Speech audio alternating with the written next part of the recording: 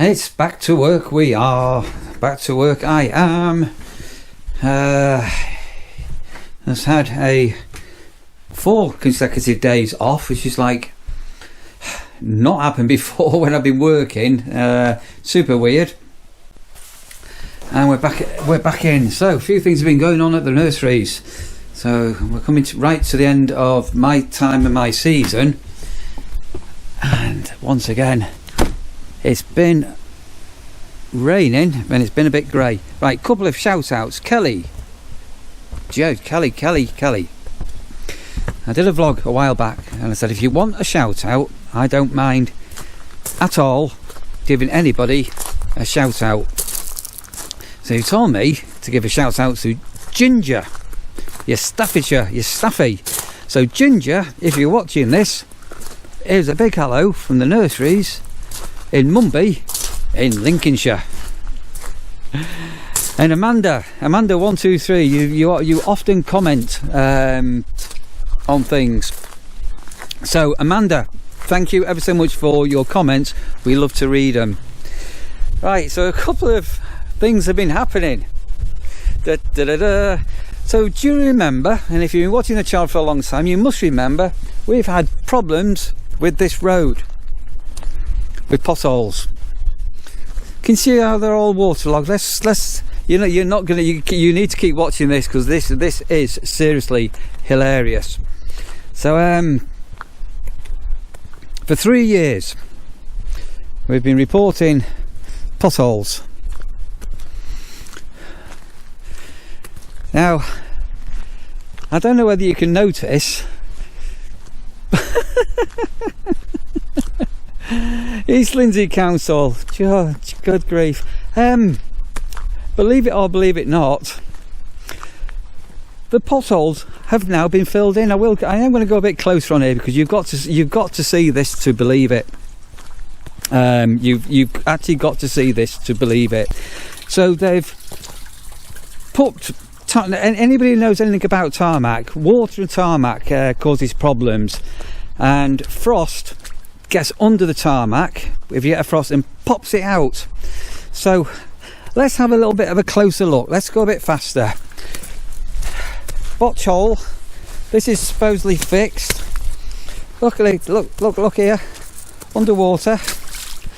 Yes, under here there is a fixed pothole. You could not make this up. Potholes. Oh, hang on a minute. They've missed a bit. Oh, they've missed a bit. They've missed a bit. They've missed a bit. They've missed a bit. So the pothole has now got it subsiding in it, and there's another pothole next to the pothole. This is a fixed pothole, but not this pothole's here. Yes, that is a pothole, and walking underneath. So this is the workmanship from the council. Look, they fixed the potholes.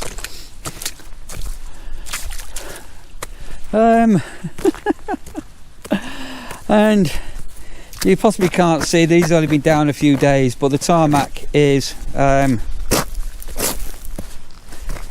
coming up and disintegrating. If you look at this one here, literally they've been down 3 days and the tarmac is just washing. Look at it, look, washing away. So before I leave the nurseries, the potholes have been fixed in a rather temporary fashion. Unbelievable, absolutely unbelievable. As soon as as soon as this gets a big heavy frost and the caravan starts to come back down here next year and it's a bit damp, all of it will be up. So tell me, is that the biggest pothole bodge you've ever seen in your life? This look.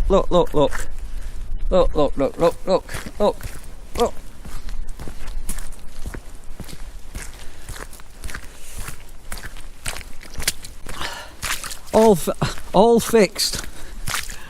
Look at it.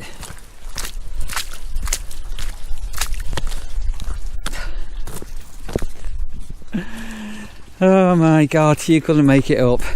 Right, so I just wanted to share that with you and obviously give a couple of shout outs. The nurseries. Well, there's always blue sky and it never rains.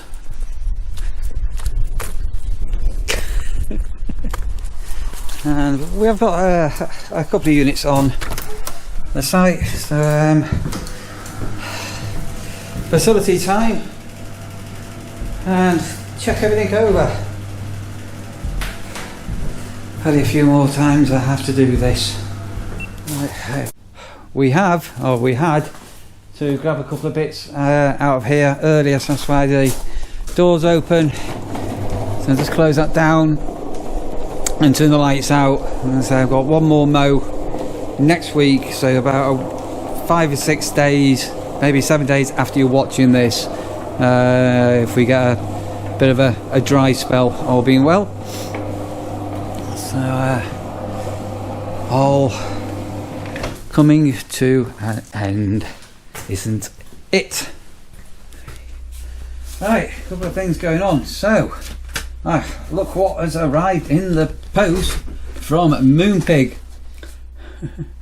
Only those of a certain age will know this. You're leaving, it's the end of an era. It never rains at the nurseries. It's the way the mop flops.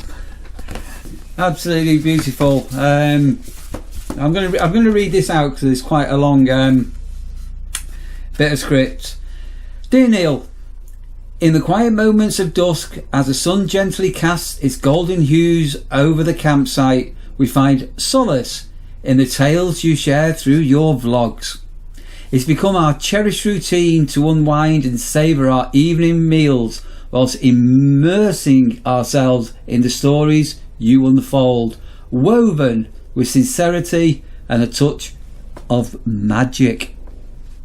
Your vlogs have been a beacon of light, illuminating our evenings with laughter, introspection and a sense of connection to the world beyond our temporary abode. Your worlds resonate deeply, creating a harmonious soundtrack to our shared meals under the vast expanse of the evening sky. As we prepare to depart, we carry with us not just memories to serene nights spent in nature's embrace, but also the echoes of your narratives that enriched our camping experience.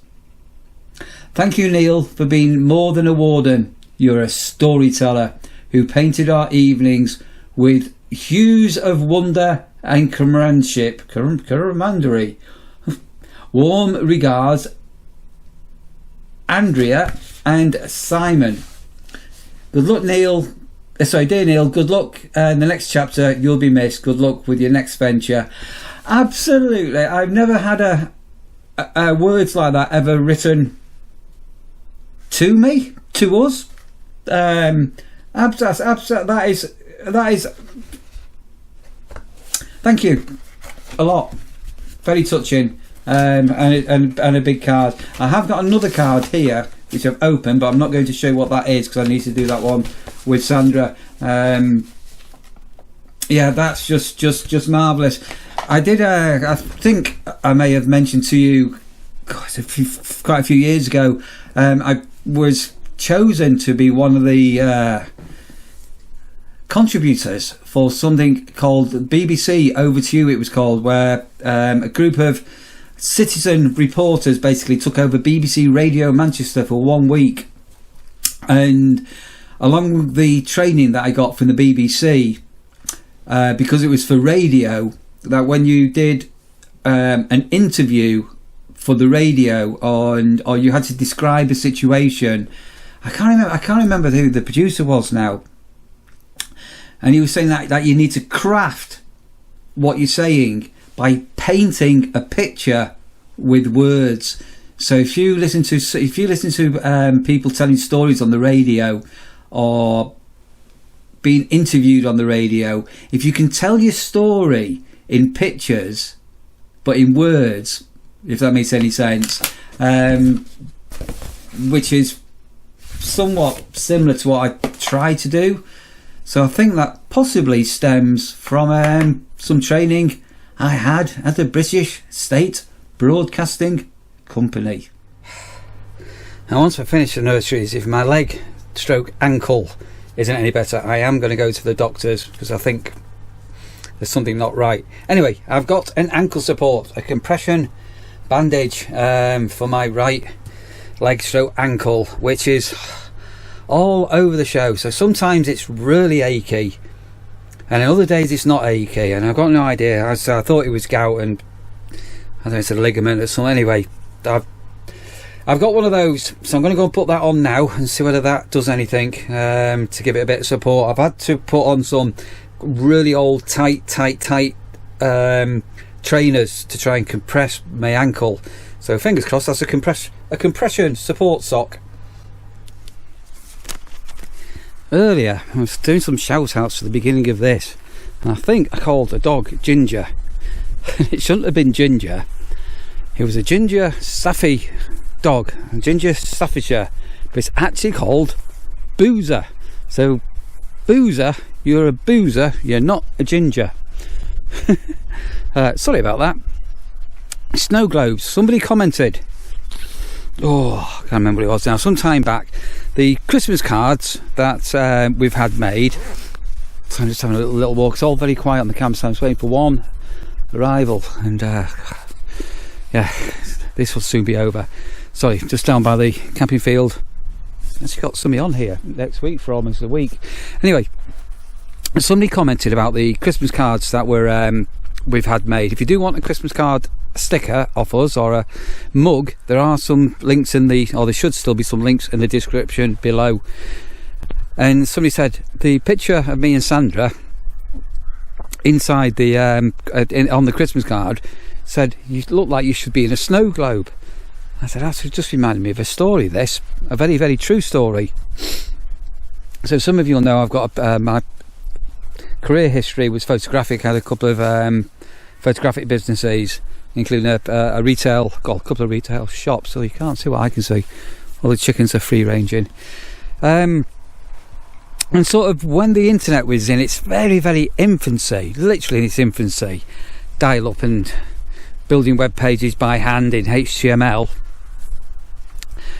there was a company in America called Neil Enterprises, and I'd picked them up from I think it's an American gift trade magazine, and they sell lots of like acrylic gifts that could be personalized by putting like little photographs into them. And I ordered, this must have been about the June of this year, I ordered in the June in preparation for the Christmas. I'm going to show you some mushrooms in a minute. Got loads of mushrooms everywhere. A pallet of items from Neil Enterprises in America. I got clobbered with an import tax and import duty, absolutely hammered.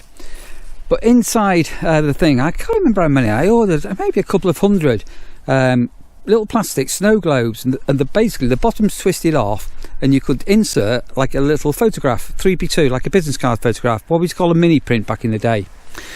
So I thought these are novel. Nobody in the UK selling these.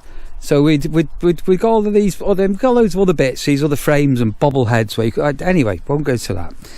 And I had an online shop, and this was the day of dial-up, and when you did a website, you FTP'd it up, file transfer protocol, and And then I got an inquiry, a phone call off a magazine. I think it was Cross Stitch Monthly or something. It was a Cross Stitch magazine going, could I send them one of my Snowglobes? Because they could be interested in featuring it. So I sent them a snow globe. Thought nothing of it. A couple of months went by. This must have been now October, November. And then all of a sudden, I was getting order after order after order of snow globes. All these snow globe orders were all coming in off the internet. It's like we were only used to get like one order a month. And it's like, what's going on here? And people were phoning up. People getting snow globes. You're getting snow globes. You're getting snow globes. This is 100% true story. There's in my archive of stuff that I left with the business, I've got all the magazines in relation to this.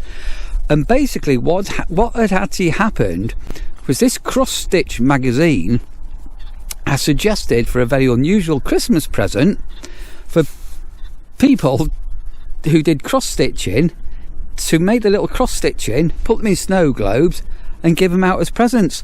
So we sold out within a very short amount of time, and we couldn't get any more over from America because the amount of time it took and all the rest of it.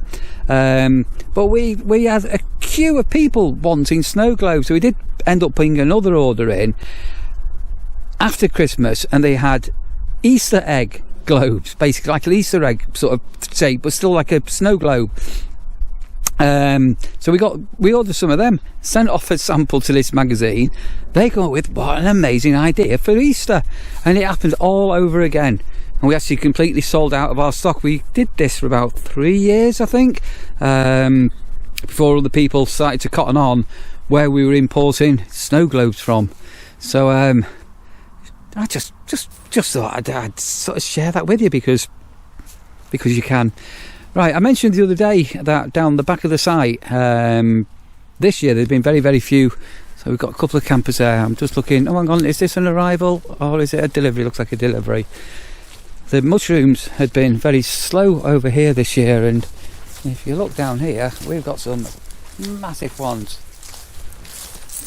Look at the size of that again. There's my hand.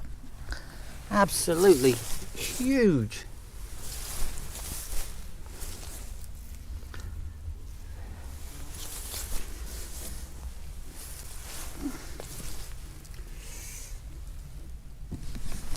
I'm not fully sure if they're edible or not. We've got a storm due in tomorrow. The pears are still hanging on. These crab apples are still hanging up. Let me tell you, they're loose. Touch them and they're coming off. Yeah, autumn. Now,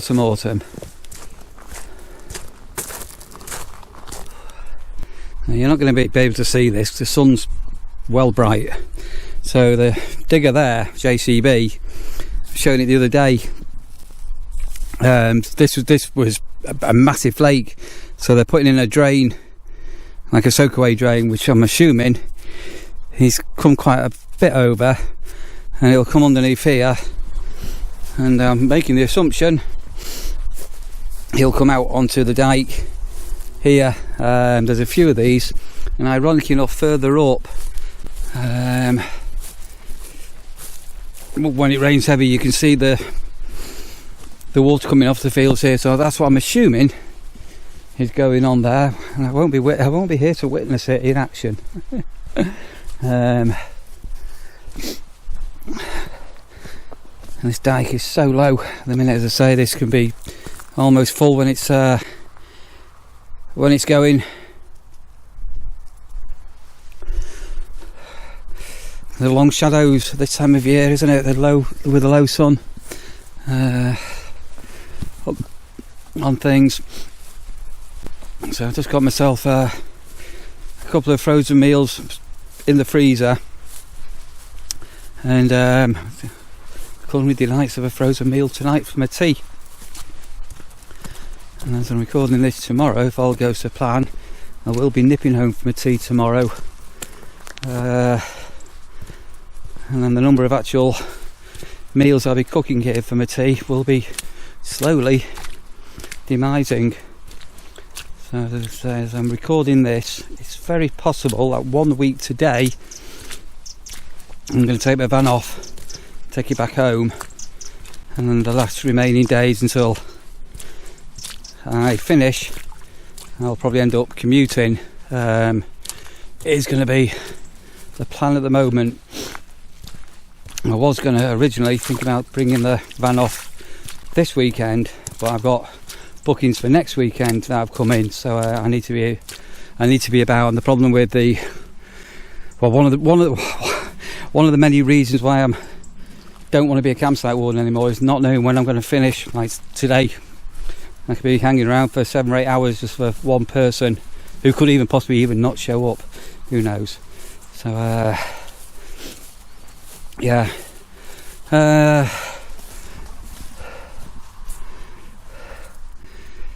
So we have got some strong winds on the forecast for tomorrow, and that can give the big shake of the trees, and down will come the leaves. And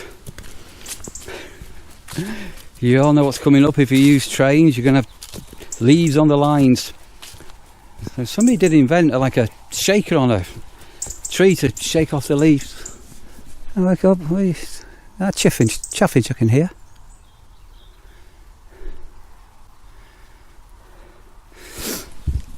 And then going into the next few days, next week we get a dry afternoon, so I'm going to do a full site cut of the grass, the very last one of the year, and fit all the frost protectors on all of the taps, and there's some lagging on some of the pads that need to be put onto some water standpipes.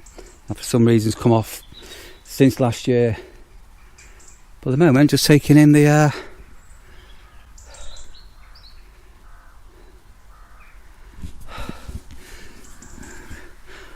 last of the summer, beginning of the autumn wine. Who knows? Lots of midges about, and you can see them.